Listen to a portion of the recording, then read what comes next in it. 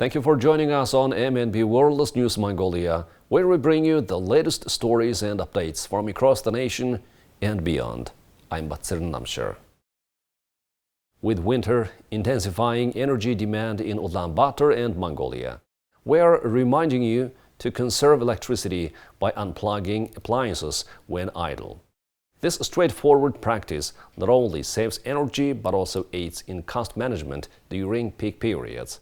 Your cooperation is appreciated during this critical time. Our top stories for News Mongolia. Snowstorms and extreme temperatures forecasted.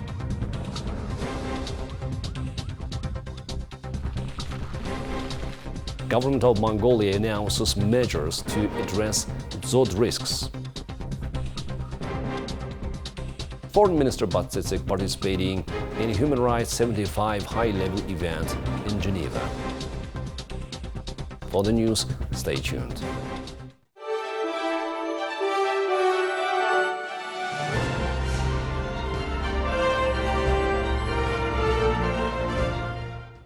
Mongolia is currently grappling with harsh winter conditions as snowstorms and cold temperatures have swept through various regions since December 13th.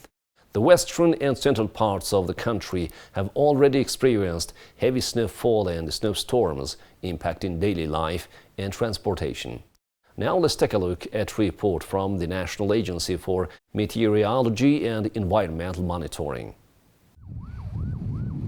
According to meteorological reports, the situation is expected to intensify in the coming days, particularly in the western, Gobi and east provinces, where some snowstorms are anticipated. Residents are advised to take precautions and stay updated on the weather forecasts to ensure their safety.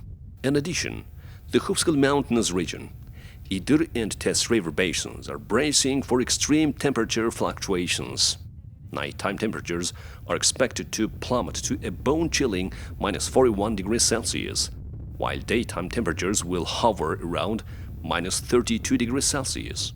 This drastic temperature difference poses additional challenges for residents and local authorities, necessitating extra measures to protect against the frigid conditions.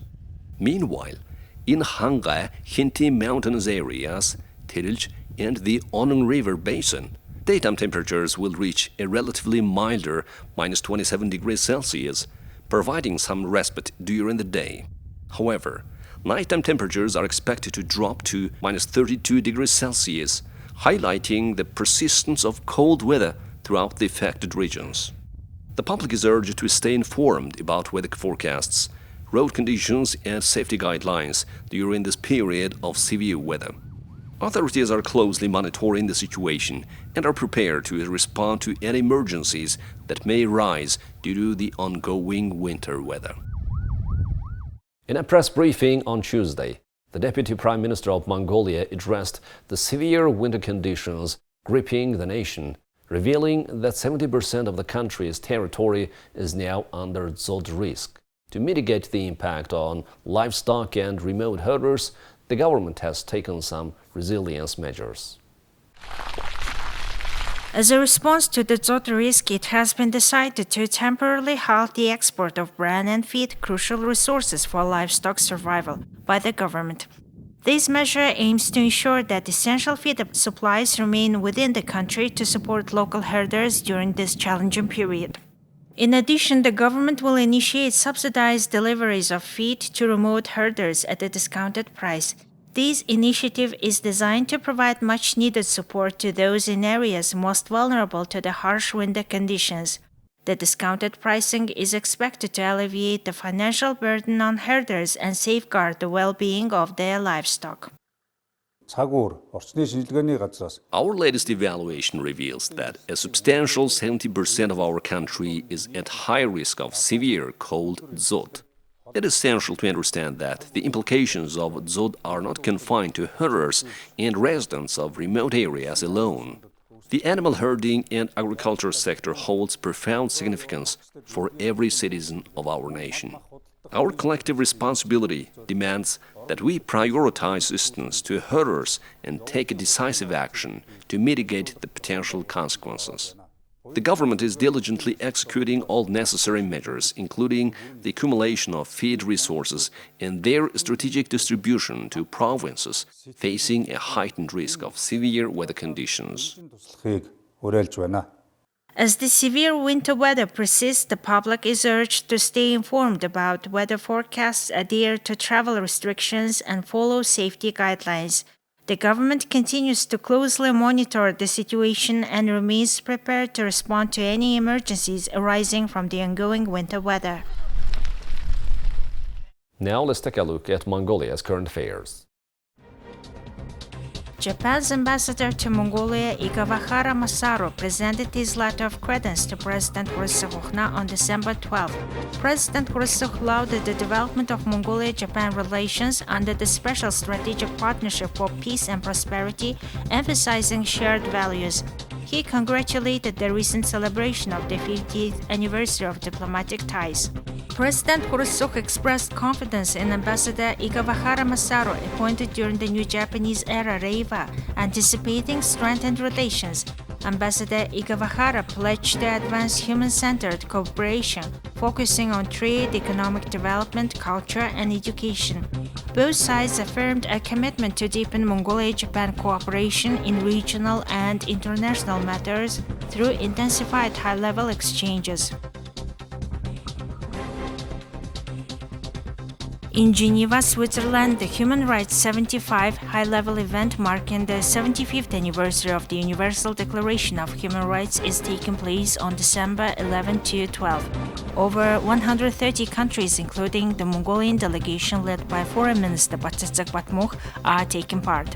The event, organized by the UN Human Rights Office, aims to review past achievements, renew commitments to human rights principles, and expedite universal fulfillment over the next 25 years. Foreign Minister B.Battsetseg announced Mongolia's Shi-For-He initiative addressing challenges for men and boys and committing to adopt the national program for ensuring human rights.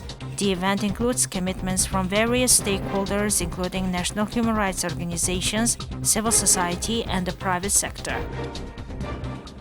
Now let's take a look at the currency exchange rates provided by Mongol Bank.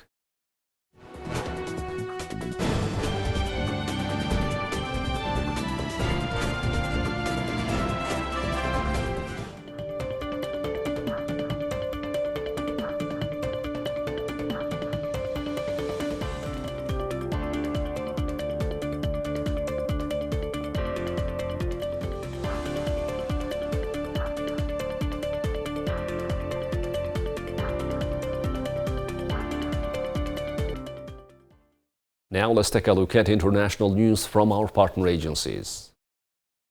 Poland's newly elected Prime Minister Donald Tusk vowed Tuesday that his government will be a stable ally of the United States and NATO, and that it would work to mobilize the Western world to keep helping Ukraine.